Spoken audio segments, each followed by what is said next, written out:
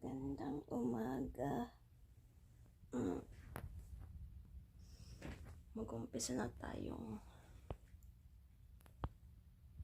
magayos ng sarili.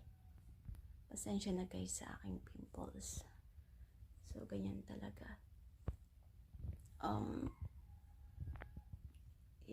7 na dito sa Saudi. So, kailangan na nating mag-inat-inat at maligo. Later guys, mag-upload ako ng mga bagong videos about kung ano yung mga ginagawa ko dito araw-araw bilang nanay. So, see you later. Hello guys, I'm back. Ayan, tapos na tayong maligo. Nakabihis na rin.